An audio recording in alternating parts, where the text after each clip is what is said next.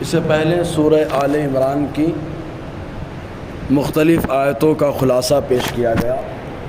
ابھی اپنے سامنے جو آیت کریمہ ہے، اس آیت کریمہ کا نزول کچھ اس طرح سے ہوا کہ احد کے میدان میں جب صحابہ کرام کو بظاہر شکست ہوئی تو چونکہ اس وقت کفار کی قیادت اور کفار کے سارے معاملات حضرت ابو سفیان رضی اللہ تعالی عنہ کے ہاتھ میں رہے، جو اس وقت تک ایمان نہیں لائے۔ فتح مکہ کے موقع پر وہ ایمان لائے، تو جب احد میں شکست ہو گئی مسلمانوں کو، کافی مسلمان زخمی ہوئے، تو جاتے جاتے حضرت ابو سفیان رضی اللہ تعالیٰ زمانے کفر کی حالت میں اپنی نخوت اور اپنی کبر میں چور، انہوں نے اعلان کیا، حضور صلی اللہ علیہ وسلم سے خطاب کیا اور کہا کہ اگلے سال پھر بدر صغریٰ میں ہماری اور آپ کی ملاقات ہوگی، ہماری اور آپ کی فوج کے دو دو ہاتھ ہوں گے، مقابلے ہوں گے۔ یہ اعلان کر کے چلے گئے، سال بھر تیاری کیے، ادھر صحابہ کرام بھی اپنے کام میں مصروف، دعوت و تبلیغ میں مصروف، موقع ملتا تیاری کرتے۔ سال مکمل ہوا، سن 4 ہجری میں ابو سفیان رضی اللہ تعالیٰ نے اعلان کیا کہ مسلمانوں سے بدلہ لینے کے لیے، بدر کا بدلہ لینے کے لیے چلنا ہے۔ تو جب اعلان ہو گیا تو ایک سے بڑھ کر ایک آدمی اپنے کفر کا مظاہرہ کرتے ہوئے آگے بڑھا اور لشکر ایک زبردست تیار ہو گیا، اور تیاری کر کے یہ لوگ مکے سے نکلے۔ ایک مقام آتا ہے راستے میں، اس مقام کا نام ہے مقام عصفان، اور کچھ لوگ اس کو مر الزہران بھی کہتے ہیں۔ تو جب مقام عصفان میں پہنچے، اور ادھر مدینے میں صحابہ کرام بھی شد و مت کے ساتھ، تمطراق کے ساتھ تیاریاں کر رہے تھے۔ انہی تیاری کے زمانے میں صحابہ کرام لگے ہوئے مصروف تھے۔ جب ادھر سے ابو سفیان پہنچے مقام عصفان، تو وہاں پہنچنے کے بعد ان کے دل میں تھوڑی سی گھبراہٹ طاری ہو گئی۔ آئے تھے بڑے جوش میں، لیکن مسلمانوں کی ایک ہیبت بیٹھ گئی ان کے دل میں کہ کیسے جائیں مقابلہ کرنے، کیسے جا کے لڑیں، کیسے مقابلہ کریں۔ بس اس فراق میں تھے کہ کیسے موقع مل جائے اور جنگ کیے بغیر مکہ واپس چلے جائیں۔ بس دل میں یہ ٹھان ہی رہے تھے کہ ایک شخص جن کا نام، اور یہ غزوہ خندق اور غزوہ احزاب کے موقع پر ایمان لائے، جن کا نام نعیم ابن مسعود اشجعی ہے۔ یہ مکے سے مدینہ جا رہے تھے، راستے میں ان سے ملاقات ہو گئی، وہی مقام عصفان میں۔ ابو سفیان نے پوچھا کہ کہاں جا رہے ہو؟ تو انہوں نے کہا عمرہ کر کے اپنے گھر جا رہا ہوں۔ کہا ایک میرا کام کرو تو تم کو 10 اونٹ انعام میں دوں گا۔ کہا کیا کام کرنا؟ اس زمانے میں 1 اونٹ انعام میں ملنا بہت بڑی بات تھی۔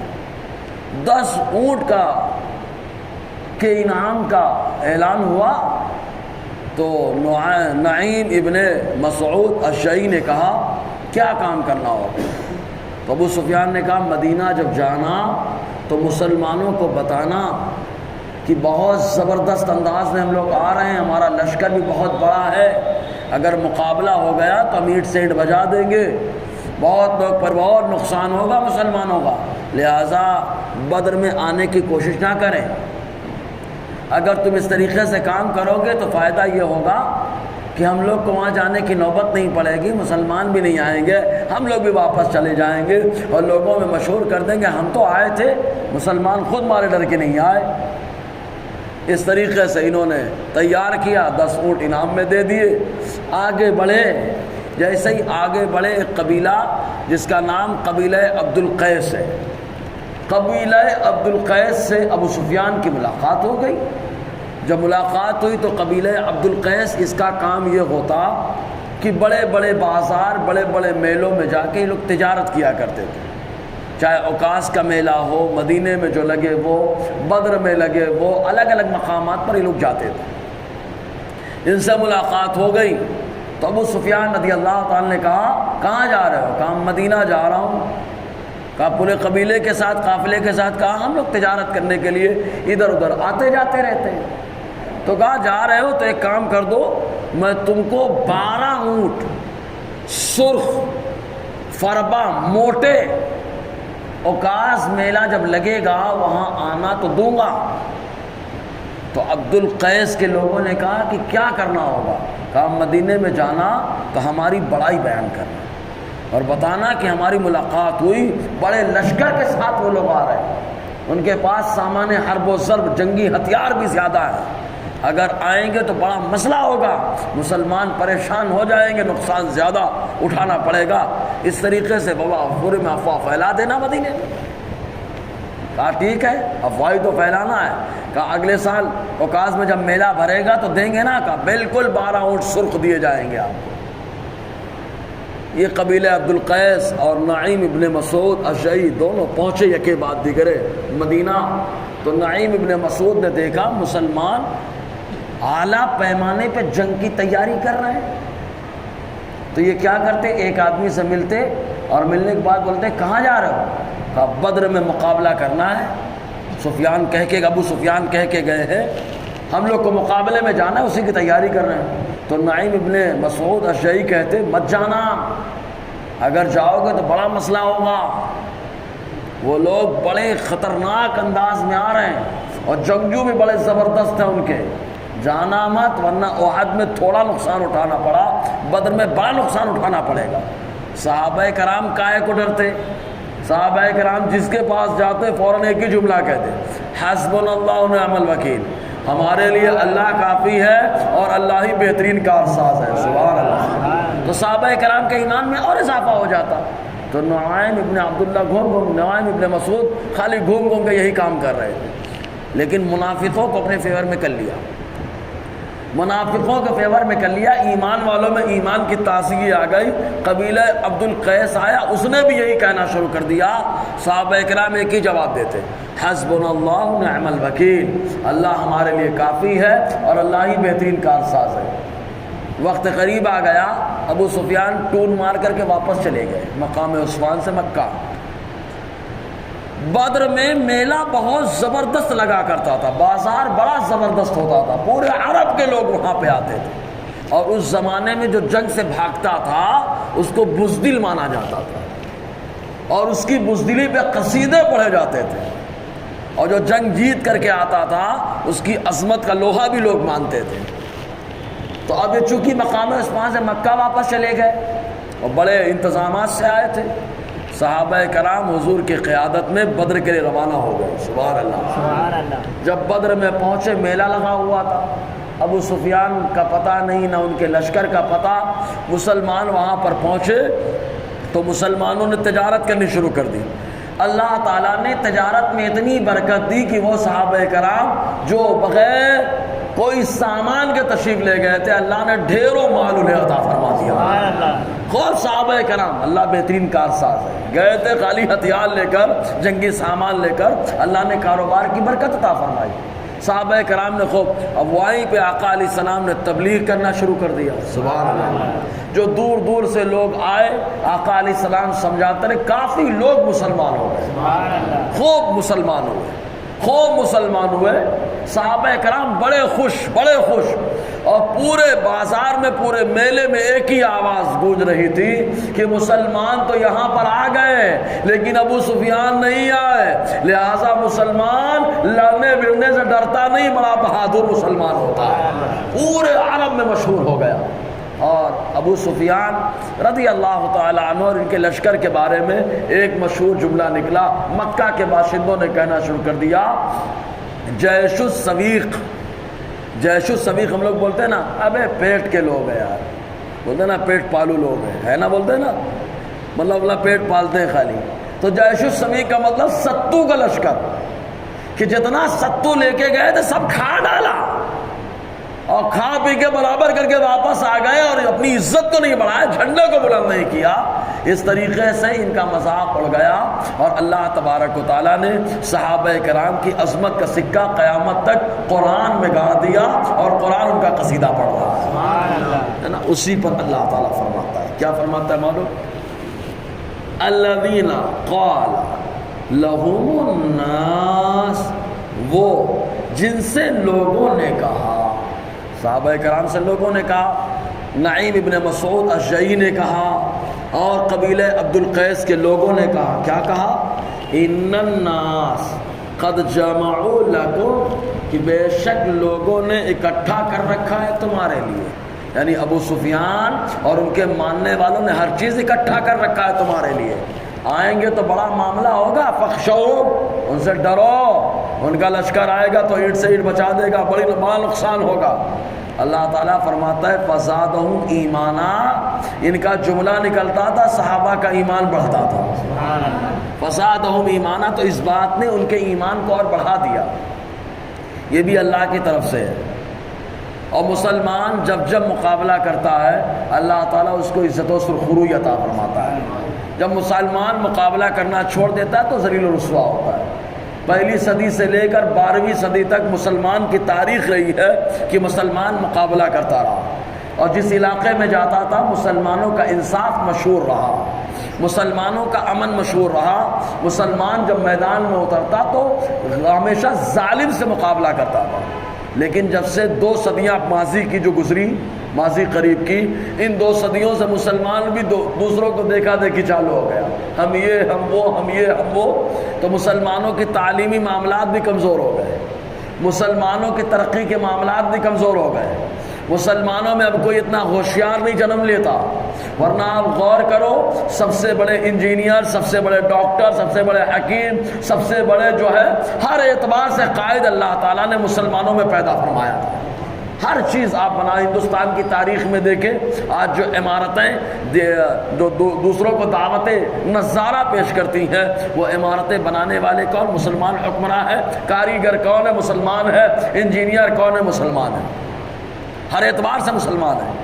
پچھلی 2 صدیوں سے خالی مسلمان ڈر رہا ہے، بچوں کو بچاؤ، بچوں کو بچاؤ۔ کبھی کبھی آدمی زندہ رہ کے اپنے بچوں کی حفاظت نہیں کر پاتا، لیکن اللہ تبارک و تعالیٰ جب حفاظت کرتا ہے تو پتھریلے علاقے میں بچہ ہوتا ہے، زمین میں پاؤں مارتا ہے تو اللہ زمزم پیدا فرما دیتا ہے، یعنی اللہ حفاظت کرتا ہے۔ بہترین حفاظت کرنے والا صرف اللہ ہے، اللہ ایک بہترین حفاظت فرماتا ہے، پانی کے اندر بھی چارہ عطا فرماتا ہے، زمین کے اندر بھی غذا فراہم کرتا ہے، ماں کے پیٹ کے اندر بھی روزی عطا فرما دیتا ہے، ہر جگہ حفاظت کرتا ہے اللہ تبارک و تعالیٰ۔ جی، تو ان لوگوں نے کہا ڈرو، فخشوہم، ڈرو مکے والوں سے، فزادہم ایمانا، اللہ تعالیٰ فرماتا ہے اس بات نے صحابہ کے ایمان کو بڑھا دیا۔ سبحان اللہ۔ اچھا کون کہہ رہا ہے؟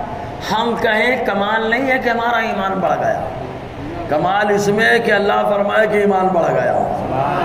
تو اللہ تعالیٰ صحابہ کے ایمان کے بارے میں کہتا ہے، پہلے تو تھا ہی، اچھا بڑھ گیا نہیں، زیادہ کا لفظ آیا، زیادہ بڑھنے کے معنی بھی آتا ہے، مضبوط ہونے کے معنی بھی آتا ہے، مطلب اللہ تعالیٰ فرماتا ہے پہلے سے زیادہ ایمان مضبوط ہو گیا ہے نا، پہلے سے زیادہ ایمان صحابہ کا مضبوط، جن کے ایمان کی مضبوطی کی گواہی اللہ دے۔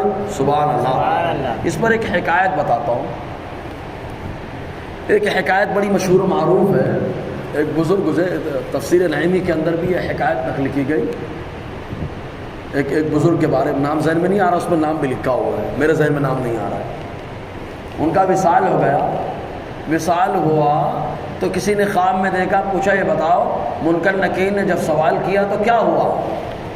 کیونکہ وہ سوال کے وقت آدمی گھبراتا ہے اور شیطان الگ ورغلاتا ہے، تو گھبراہٹ میں گڑبڑ کر دیتا ہے آدمی۔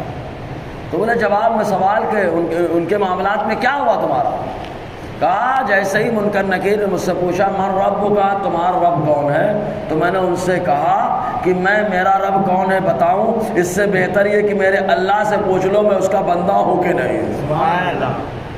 اگر میرا مولا کہہ دے میں اس کا بندہ ہوں تو یاد رکھو میں زبان سے کیا، میرا پورا وجود بتا رہا ہے کہ میں میرے اللہ کا بندہ ہوں، ہے نا؟ تو میرا اللہ فرما دے میرا بندہ ہے۔ تو صحابہ کرام کے بارے میں اللہ فرما رہا ہے، سبحان اللہ، اللہ تعالیٰ فرما رہا ہے۔ جی، ان کے ایمان کو بڑھا دیا۔ وقالو، اور صحابہ نے کیا کہا؟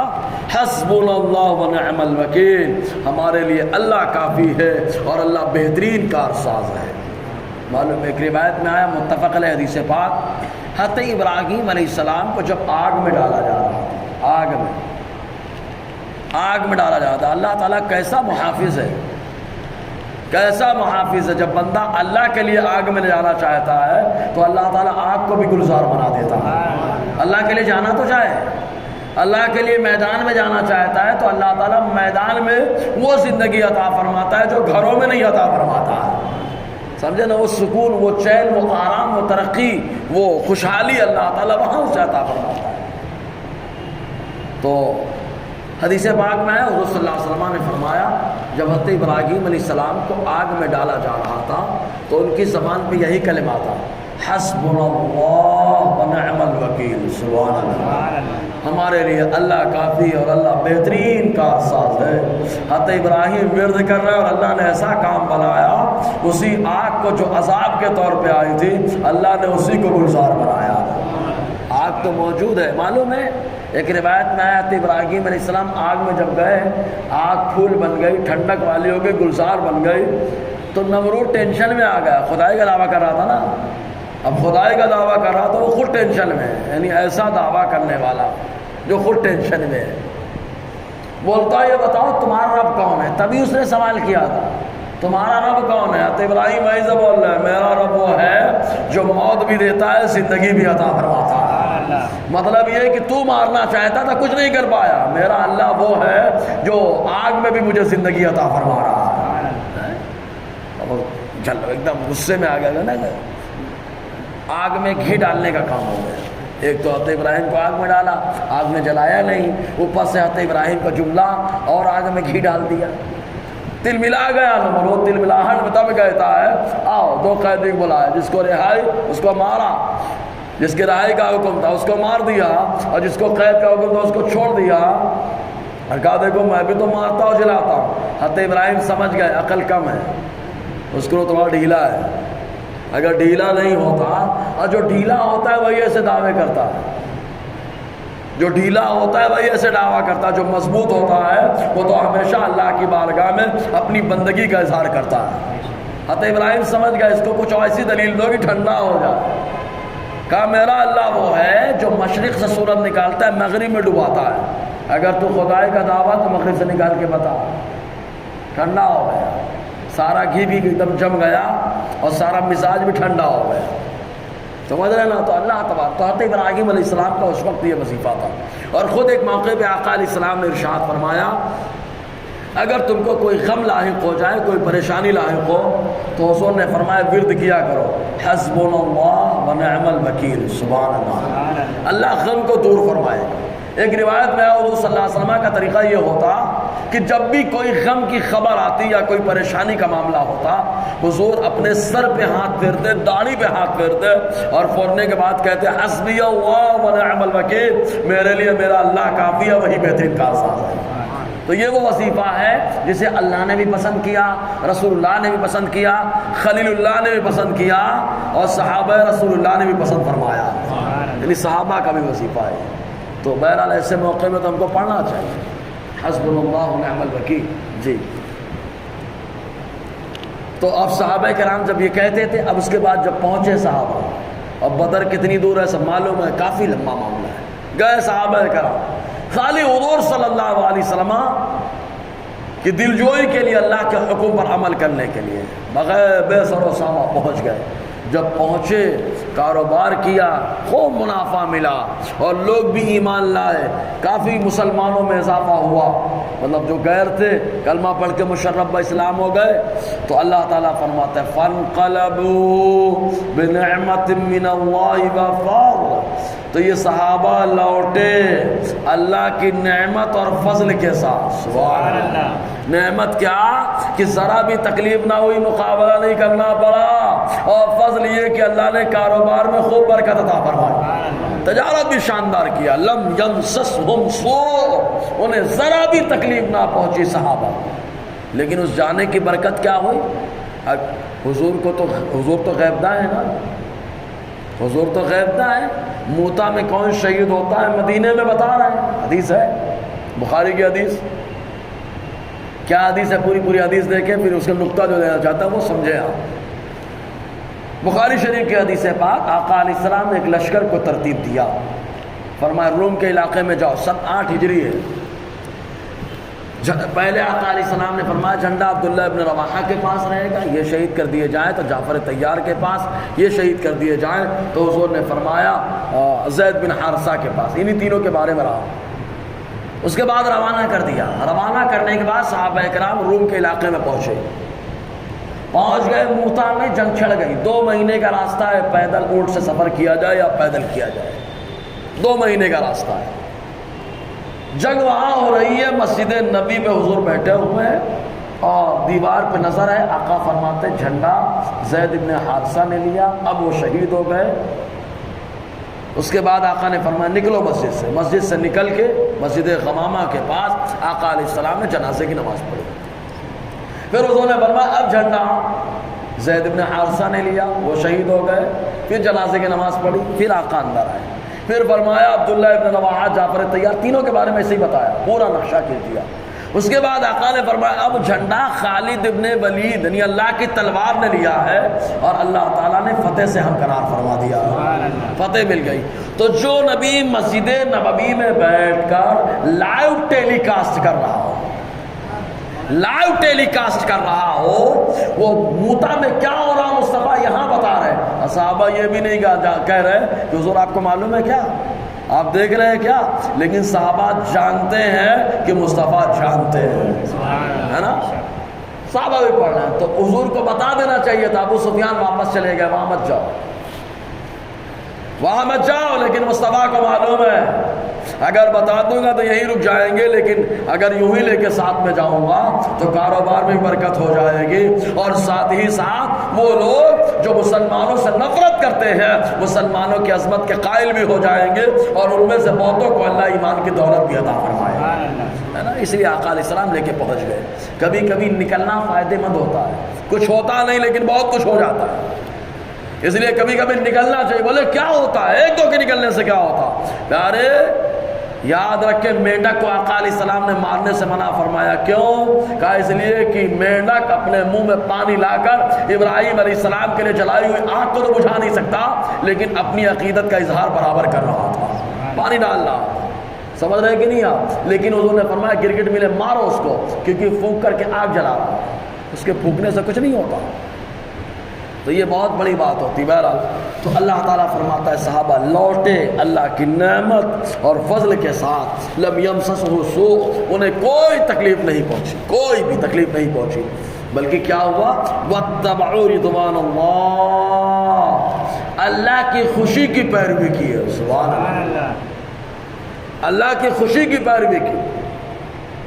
صحابہ کرام نے اللہ کی خوشی کی پیروی کی۔ واللہ ذو فضل عظیم، اور اللہ بڑے فضل والا ہے، بڑے فضل والا ہے۔ کہا یہ تو صحابہ کی شان ہو گئی، کفار کا کیا معاملہ؟ تو اللہ تعالیٰ اس کی بھی منظر کشی کرتا ہے۔ انما ذالکم الشیطان یخوف اولیاء، یہ شیطان ہے جو اپنے دوستوں کو ڈراتا ہے۔ نکلے تھے مکہ سے بڑے شان کے ساتھ، لشکر لے کے، مضبوط لشکر جناب لے کر کے، سامان حرب و ضرب، جنگی سامان لے کر کے، لیکن جیسے مقام عثمان میں آئے ڈر بیٹھ گیا، جائیں گے تو کیا ہوگا، جائیں گے تو کیا ہوگا، جائیں گے تو کیا ہوگا، لوٹ جائیں تو اچھا ہے۔ تو شیطان نے ڈرایا۔ شیطان سے مراد یا تو کفار کے بڑے بڑے لوگ، اور یا شیطان سے مراد اصلی شیطان ہے، وہ ڈراتا ہے۔ فلا تخافوہم، اللہ تعالیٰ ایمان والوں سے فرماتا ہے ان سے مت ڈرو، کفار سے مت ڈرو، خافونی، مجھ سے ڈرو، ان کنتم مومنین، اگر تم ایمان رکھتے ہو۔ اور جو اللہ سے ڈرتا ہے وہ کافر سے نہیں ڈرتا، اور جو اللہ سے ڈرتا ہے کافر سے نہیں ڈرتا، اور اللہ تعالیٰ ایسے لوگوں کو ایسے موقع پہ اور نکھار دیتا ہے انشاءاللہ۔ اور آگے گفتگو رہے گی۔